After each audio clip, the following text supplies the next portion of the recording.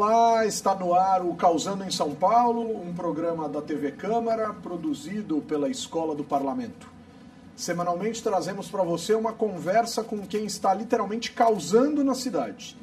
Mobilizando, defendendo uma causa, ativando redes, transformando, construindo valores democráticos e contribuindo com um mundo mais plural.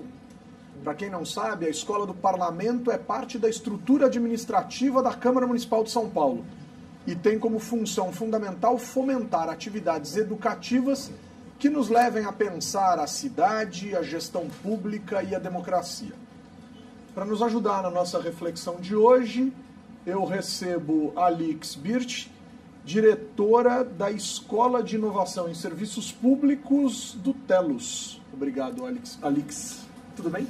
Tudo bom, Humberto. Muito feliz por estar aqui e contando um pouco, do que a gente vem causando em São Paulo, na gestão pública, aqui também nos serviços públicos. Então, eu acho que esse é um primeiro ponto, Eu queria que você, óbvio, explicasse para nós o que é o Telos, mas partindo da seguinte ideia, Quer dizer, fala-se muito em inovar na sociedade, fala-se muito em que a sociedade tem pressa de ver as coisas acontecendo, mas se o serviço público não acompanhar isso, as coisas não acontecem. E a gente precisa valorizar o servidor público e o serviço público. Então conta um pouquinho pra gente o que é o Telos, e a partir deste o que é o Telos, conta pra gente a importância dessa necessidade de inovação no serviço público. Bacana. Em uma frase, o Telos ajuda a melhorar a qualidade do serviço público no Brasil. Então a gente atua com design e inovação de serviços. A gente trabalha com áreas saúde, educação, transporte, mobilidade, e a gente ressignifica esse serviço para que o cidadão possa cada vez mais melhorar a sua qualidade de vida. Então a gente é dividido hoje em 3 eixos de atuação. A gente tem a agência Telos, que vai lá na ponta, vai na escola, na biblioteca, vai no ponto de ônibus e ressignifica esse serviço. A gente tem a escola, que eu estou atuando no Telos já há 2 anos, e lá a gente trabalha na parte de dentro, capacitando os gestores públicos, trazendo as competências do século XXI. E o Instituto Telos, que a gente trabalha com esse advocacy, a gente tem relatórios, papers, aplicativos, onde a gente dissemina conteúdos de inovação em governo. Então, na verdade, conversa-se com o cidadão para saber o que ele deseja e como ele deseja, conversa-se com o servidor para entender como fazer com que isso se torne algo prático e busca-se influenciar o poder público para que ele perceba a importância dessa mudança. Em tese seria esse tripé, é mais ou menos isso? Exatamente. A gente usa a metodologia do design de serviços, muito baseada na abordagem do design thinking, que traz muito a colaboração, a empatia, cocriação e teste. Então a gente até tem uma analogia, que é uma ponte entre o governo e a sociedade civil, e a gente faz essa ponte ouvindo então a necessidade do usuário, do cidadão, ouvindo qual que é o real desejo do governo e fazendo essa mediação. Em muitos projetos a gente tem que ver o que é desejável pelo cidadão, o que é desejável financeiramente possível e viável pelo governo e faz esses ajustes. Tem alguns momentos que a gente tem que falar não para o cidadão, mas a gente precisa também falar não para o prefeito, não para quem está gerindo este novo serviço público. Agora, para a gente entender, primeiro assim, eu acho que existe um termo, uma palavra que você está usando que nem sempre as pessoas exatamente compreendem o sentido. Porque design para as pessoas é uma coisa em peças de arte, em carros, uma coisa ligada ao desenho, mas ao desenho de um objeto que as pessoas conseguem olhar, e aí alguns objetos têm prêmio de design e coisas desse tipo. Perfeito. O que é design no serviço? Perfeito, ponto. O design nasceu como um design de produto, que é exatamente o que você está colocando. A gente tangibiliza para algo concreto, tangível. E o design de serviço, Como é que a gente consegue desenhar soluções que não são tão tangíveis assim? Como é que a gente usa um design para uma política pública? E a gente trabalha, como eu disse, com o Design Thinking, que nasceu no Vale do Silício, na Califórnia, e nasceu especificamente dos fundadores de uma empresa chamada IDEO, que eles pegaram todo o conhecimento, toda a abordagem que um designer usa para resolver problemas, desde problemas simples a problemas complexos, e sistematizaram essa metodologia. E aí, então, eles chegaram a várias etapas, como eu disse para você, que tem a abordagem da empatia, colaboração, prototipagem, teste, várias etapas que se tangibilizam para a gente fazer um desenho de um novo serviço, de uma nova solução. Então, o design, ele parte nessa abordagem de metodologia, sempre buscando resolver um desafio. Qual que é o problema que a gente quer solucionar? E aí, a partir desse problema, usa-se essa abordagem, que é muito conhecida como o Double Diamond, né, que é o duplo diamante, para que essa solução seja desenhada. Mas não é nada muito complexo, é algo que faz muito sentido e muitas pessoas no dia a dia já fazem, mas é um nome que foi dado para essa metodologia sistematizada. Agora, eu estou percebendo que uma coisa é o método, a outra coisa é o resultado. Me corrija, obviamente, claro, se eu estiver errado. Uma coisa é o método, outra coisa é o resultado. No método, o resultado pode diferenciar de acordo com lugares. Por exemplo, vou tentar ser mais claro na minha pergunta. Se eu utilizo esse método, atrelado a essa ideia de design, em diferentes sociedades, para um mesmo serviço público, em tese, por esse método que você está colocando, eu posso chegar a 3 resultados diferentes, a 3 desenhos diferentes de uma mesma política pública? Exatamente, Humberto. E por que a gente chega nessas diferentes necessidades? Porque a necessidade de cada cidadão que vive nessas 3 esferas é distinto. Então, a gente pode ter um município que às vezes seja um pouco mais quente, a gente pode ter um município que às vezes tem mais ventos. Então, a gente faz um ajuste para que a necessidade, a política pública que seja criada, ela atenda a necessidade daquela realidade. Hoje, as soluções que a gente cria para o município de São Paulo são distintas das soluções que a gente cria para o Distrito Federal, lá em Brasília. Claro que tem algumas coisas que têm muita semelhança, mas outras coisas são características muito específicas dos cidadãos que não tem como a gente pegar aqui e implementar lá a mesma política. Então, a gente tem sim que fazer esses ajustes. E o design, o que traz muito, acredito que um diferencial nisso tudo, é o foco no cidadão, o foco no ser humano. Então, é muito comum a gente olhar para a nossa história e ver que muitas políticas públicas são implementadas, e foram muitas delas, top-down. A gente não entende qual que é a necessidade de cada cidadão, de cada município, cada região. A gente tem 5, regiões no nosso país. E aí a gente vai e implementa a mesma política para todos os lugares.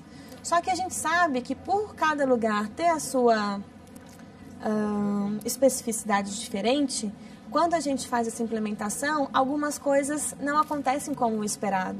Então, se você consegue já trabalhar personalizando, claro que numa medida que não prejudique a escala, mas o mínimo possível, isso já traz um resultado muito positivo.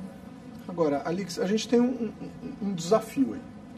O Brasil é criticado no seu modelo federativo por ser muito centralizador, sobretudo no plano da União, no plano federal.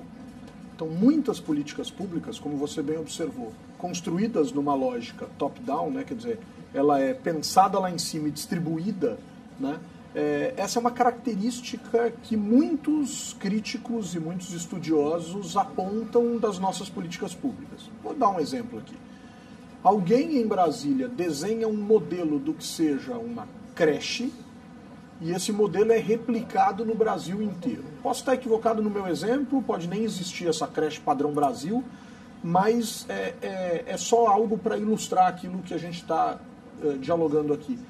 Isso não desafia um pouco essa ideia de vocês? Ou, até melhor dizendo, para pensar que a gente está causando, essa ideia de vocês desafiam exatamente esse modelo centralizado que parece não conseguir dialogar com as especificidades locais? É disso que a gente está falando? Excelente pergunta, Humberto. É muito legal você colocar isso, porque acho que parte da nossa estrutura vem muito de como fomos constituídos como república. mas a questão que o design traz, e aí é uma coisa muito legal que o Telos consegue trazer muito nos seus projetos, dado que a gente tem coisas que são postas na mesa que a gente não consegue mudar. Então, tem muitas políticas públicas que a gente não consegue mudar. A gente tem uma lei 8.666 que nunca foi revista. Mas o que a gente pode inovar dentro dessas possibilidades?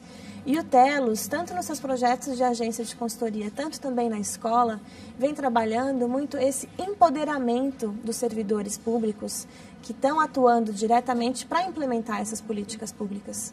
Então, como a gente estava falando anteriormente, a sociedade evoluiu e o governo precisa evoluir. E como que o gestor público está preparado para lidar com os desafios de hoje, que são diferentes do século passado? Nesse sentido, então, a gente trabalha com os servidores, a gente trabalha ressignificando o serviço público nos nossos projetos e também nas nossas capacitações, de uma maneira que a gente tem que olhar para metade do copo cheio. A gente tem desafios, a gente tem políticas públicas engessadas, a gente tem coisas que a gente não consegue mandar, mas o que a gente consegue fazer? O que a gente consegue inovar e o que a gente consegue viabilizar pensando num bem maior? Em resumo, o Telos conseguiria ou teria como um dos seus principais objetivos, nesse caso específico dessa questão que eu dirigi, falando de Brasília, aproximar Brasília da realidade. Porque vamos combinar que às vezes parece que Brasília é em outro planeta, né? E a gente precisa efetivamente fazer com que Brasília seja, já que a gente tem um governo tão central, na casa, na rua e na vida de cada cidadão. Perfeito, Humberto. Eu até vou colocar um case da Escola Telos aqui, que foi um case que a gente tem com o Tribunal de Contas da União, onde a gente, em 2016, nós capacitamos 20 servidores do Tribunal em Inovação e Design de Serviços Públicos. Foi um curso com mais de 56 horas de capacitação. E depois desse momento, o tribunal conseguiu, junto com a equipe que foi capacitada, uma equipe realmente de alta performance, eles conseguiram articular para que o planejamento estratégico do Tribunal de Contas de 2017 fosse realizado baseado em metodologias de inovação. Então, eles têm uma história muito bacana, tem fotos, eles têm isso documentado, vários auditores, ministros, todos pensando os próximos desafios, como resolver os próximos problemas, né, do tribunal, que a gente sabe que vai para todo o país, de uma maneira inovadora. E uma coisa muito bacana, que é um órgão meio, mas é um órgão que é exemplo para todo o país. Então, de alguma maneira, direta ou indireta, todos os órgãos se espelham muito no que o TCU está fazendo. E o TCU, agindo como um agente de transformação, ele, em primeiro lugar, acredito que ele se destaca como um agente inovador, mas ele também se torna referência. Então, assim, é possível inovar e a gente está propondo isso aqui dentro. Então, isso é muito bacana e acho que é um novo salto para a gente trabalhar com metodologias novas de como a gente construir junto com as pessoas e não para elas, independente de política pública a nível federal, estadual ou municipal. Percebendo que inovar é causar, né? Inovar no serviço público é causar no serviço público. Essencial para que chegue até a gente. A gente vai parar rapidinho, porque eu quero entender na volta qual o desafio com o cidadão e com o servidor, especificamente e pessoalmente. A gente volta já.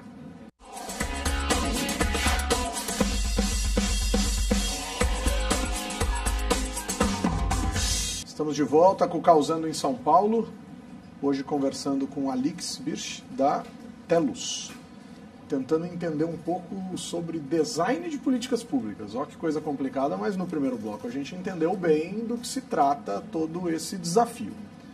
Alix, a gente tem alguma dificuldade agora de entender, e precisamos entender, enfim, e vencer alguns paradigmas.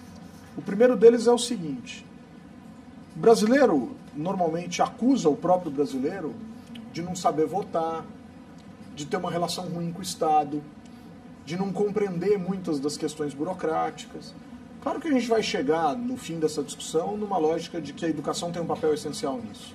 Mas a despeito desse debate da educação política, da educação para a vida em sociedade, etc., Quando vocês vão dialogar com este cidadão para tentar compreender o que eles gostariam que fosse feito para melhorar uma determinada política pública, que tipo de cidadão vocês encontram e que tipo de resposta vocês encontram que efetivamente possibilite uma melhora num serviço? Bom, muito bom colocado, Humberto. A gente tem partes, né, como eu falei, as etapas do Design Thinking aplicado, né, a políticas públicas em governo, a serviço público. A gente tem uma parte de etnografia, que é pesquisa de campo. Antropologia pura. Antropologia pura. O que a gente faz? A gente vai para a casa do cidadão, a gente vive a realidade dele. A gente gosta muito de uma ferramenta que a gente chama Um Dia na Vida. A gente dorme e acorda na casa de um cidadão. A gente começa a mapear todos os vícios, todos os hábitos, todos os costumes que aquela pessoa tem, para a gente entender de fato como que isso se reflete, ela usando algum serviço público ou mesmo na construção de uma política pública. E dado essa pesquisa, esse estudo etnográfico que nós realizamos, é muito interessante a gente saber que cada indivíduo é único. Mas a gente trabalha de uma maneira que a gente clusteriza, então a gente agrupa quais são as necessidades que se assemelham, quais são os desafios que se assemelham, quais são os desejos que se assemelham. Quando a gente está falando de estruturação de uma política pública ou da criação de um serviço público, ele não é sempre customizado para uma única família, mas sim para várias. Então a gente faz muitas oficinas de cocriação, oficinas de escuta, para entender, junto com esses cidadãos, com essas pessoas, quais são as suas dores, as suas necessidades, onde é que no final do dia, né, o sapato de fato está apertando. Então a gente realiza muito essa forma de conectar essas necessidades. E claro, a gente às vezes faz oficinas com 50, 30 cidadãos e a gente vê que tem alguns que têm algumas características muito ímpares, enquanto outros a gente consegue mapear outras características que se divergem do que a gente mapeou anteriormente. Mas aí a gente tem esse trabalho que é fazer esses agrupamentos. E aí a gente tem o que a gente chama também de cidadão com perfil extremo, que são esses usuários extremos. E aí, se a gente consegue criar um serviço público que atenda essas extremidades, a gente leva em consideração que a gente atende a média. Se você atende os casos extremos, você também consegue atender os casos medianos. Então, a gente também acredita muito nessa forma de conduzir a cocriação, entendendo as necessidades distintas e muitas vezes diferentes, mas fazendo uma sistematização para o que é possível, tecnicamente viável, financeiramente possível e desejável para todos. Então, utilizando-se de um método, vocês, de uma certa forma, desmistificam e sentem isso na prática, parcelas da interpretação do senso comum a respeito da ideia de que o cidadão não seria capaz, por exemplo, de dar contribuições excepcionais, construir políticas públicas, dizer onde o sapato aperta, porque inclusive no meio público, no meio político, tem gente que não acredita que o cidadão seja capaz de dizer efetiva e claramente aonde a coisa está ruim e poderia ser melhorada. Vocês desmistificam isso e colhem bons resultados a ponto dessas políticas públicas melhorarem em termos de avaliação, por exemplo, depois dessas mudanças propostas e desenhadas com a ajuda dos cidadãos? A gente escuta o cidadão, a gente acolhe, mas a gente sabe que muitas vezes o que ele vê como um problema num primeiro momento, a partir de alguma implementação real que a gente faz, a gente diagnostica que isso não é o problema. Então, muitas vezes é possível você chegar para um grupo e perguntar qual que é o problema de vocês, né? Qual que é a dor de vocês? E a gente vai ter uma resposta. Dado que a gente desenvolve alguma solução para isso, a gente pesquisa. O Telos trabalha sempre com uma política de avaliação dos seus projetos. A gente sempre tem parceiros externos que fazem a avaliação de tudo que a gente implementa. E aí, então, às vezes a gente vê, olha, o que a gente mapeou como uma dor, ainda continua sendo uma dor. E aí a gente vai entender E aí, então, na verdade, o cidadão tem dificuldade de comunicar, porque uma coisa é a percepção inicial, uma coisa é de fato qual que é esse problema. E aí a gente vai trabalhando até que a gente consiga, então, não, agora a gente conseguiu construir uma solução, implementar uma solução que vá ao encontro às necessidades reais dele. Agora, Alix, a gente tem um outro desafio significativo, quer dizer, o Telos é contratado para um determinado serviço pelo setor público e entra nesse universo e dialoga com os cidadãos, pensa em todo esse método complexo que você mostrou para nós e chega lá a uma determinada inovação, a um determinado novo desenho de uma dada política pública. Mas isso de fato acontecerá pelas mãos, em boa parte dos casos, pelas mãos dos servidores públicos. Os servidores, de alguma maneira, estão preparados para esse tipo de inovação? Quer dizer, que tipo de resistência se encontra também entre os indivíduos, os técnicos, os servidores envolvidos em toda essa transformação e em toda essa inovação? Perfeito. Uma coisa muito importante é chamar o servidor para construir junto. Então, a gente também a gente não cria só com o cidadão e chega para o servidor, né, e fala, olha, as soluções são essas. Exato, não. A gente cocria com todo mundo, né?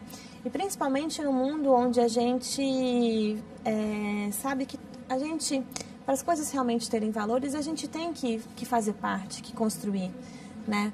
Então a gente chega e também traz muitas vezes o servidor para cocriar com o cidadão. A gente leva, às vezes, também o cidadão para as oficinas.